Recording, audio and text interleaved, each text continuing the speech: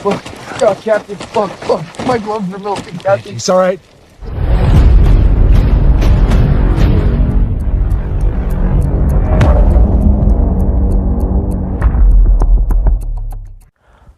Halo kaum penasaran dimanapun kalian berada, kembali lagi di Scary Box. Pada kesempatan kali ini saya akan menceritakan alur film Cherry. Sebelum masuk ke alur filmnya, jangan lupa untuk atur posisi rebahan kalian senyaman mungkin, pasang earphone kalian. Oke, kita langsung masuk ke alur ceritanya.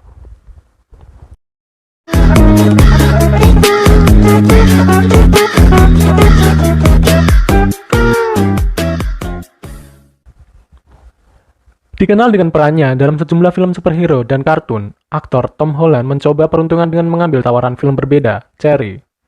Kita hidup di dunia yang untuk menjadi Spider-Man ternyata tidak cukup hanya dengan digigit laba-laba radioaktif saja, tetapi juga harus bermain dalam film yang ada perannya. Kita hidup di dunia yang untuk menjadi Spider-Man ternyata tidak cukup hanya dengan digigit laba-laba radioaktif saja, tetapi juga harus bermain dalam film yang ada perangnya nanti. No, of course, I'm kidding. Tapi nyatanya, memang dari ketiga aktor yang memerankan Spider-Man, semuanya kebagian jatah jadi tentara perang. Film dimulai dengan prolog seorang pemuda bernama Cherry yang berbicara dengan dirinya sendiri, membayangkan waktu dulu merampok bank dengan senjata yang dimilikinya. Skin akhirnya berubah, menceritakan masa kuliah Cherry. Cherry jatuh cinta dengan seorang wanita cantik nan bohai bernama Emily. Dia pun ingin bercinta dengan Emily. Cherry juga bertemu dengan kawan kecilnya yang bernama James, yang sedang duduk dan sambil minum bir. Kemudian mereka pergi dengan mobil buntut milik James, menjemput Roy dan Joy. Cherry lalu cek ke bank dan komplain terkait pinjaman ditolak oleh pihak bank. Esok harinya, Cherry bertemu dengan teman lainnya untuk minum obat ekstasi. Akhirnya bertemu kembali di pesta tersebut. Akhirnya jadi booking deh mereka berdua. Emily memutuskan pindah dan kuliah di Kanada, serta memutuskan hubungan mereka berdua. Cherry pun kecewa, cuk. Dengan kecewa karena putus cinta, Cherry memutuskan untuk daftar kartu prakerja.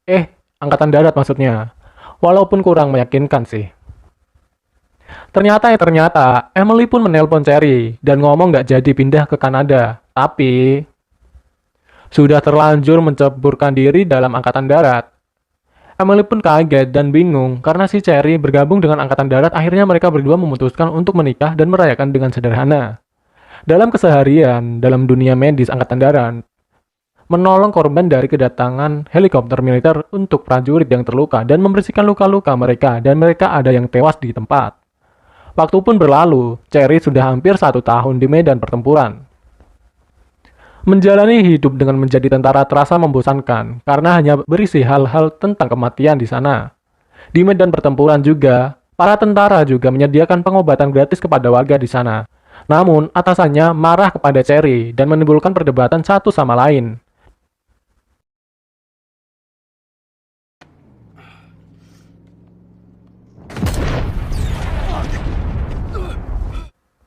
Tiba-tiba, mobil Cherry yang akan kembali ke markas meledak. Mereka pun sudah tewas karena itu seperti merasa sedih.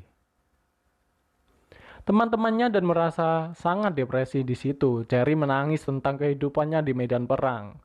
Cherry dengan temannya disambut dengan meriah dengan mendapatkan penghargaan atas jasa dalam medan perang. Setelah kepulangannya, teman Cherry melompat keluar dari mobil dan tewas. Cherry pun mengalami gejala depresi akibat orang yang tidak bisa tidur karena teringat akan kekerasan di medan perang. Tidak jelas akibat minum obat-obatan untuk menenangkan pikirannya, ia terus terbayang akan teman-temannya yang sudah mati. Jadi tidak bisa melupakan masalahnya, sementara jadi juga berusaha konsultasi kepada dokter, namun tidak berhasil. Obat yang dikonsumsi oleh Cherry dari kehidupan mereka sebagai pecandu. Mereka menjalani hari dengan mengkonsumsi narkoba, dan tentu saja dengan gaya hidup seperti itu, semua orang pun akan habis dan terkuras, bahkan meminta tolong kepada orang tuanya untuk meminjami uang.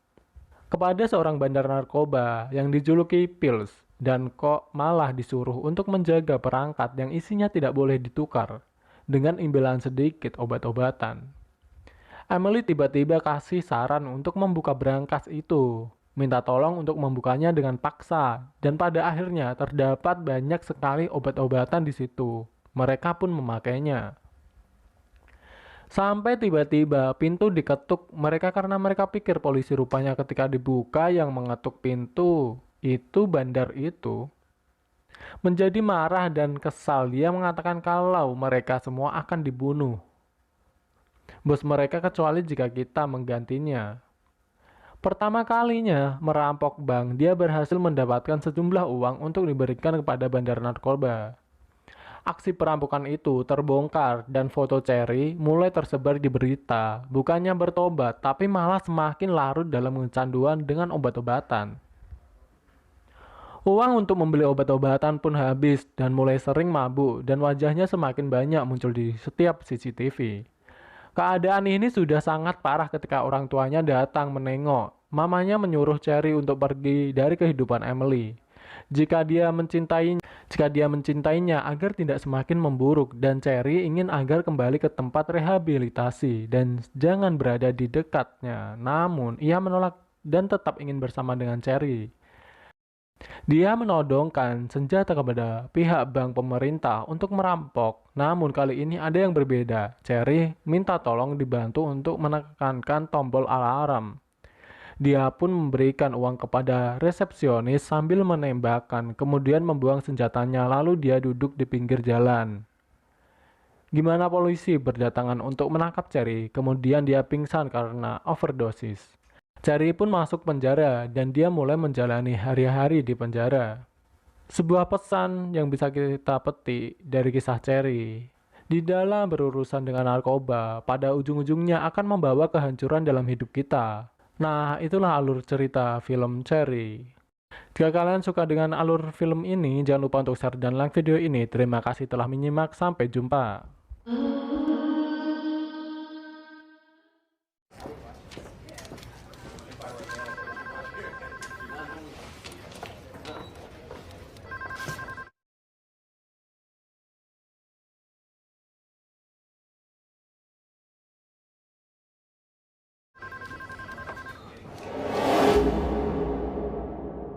I'm 23 years old, and sometimes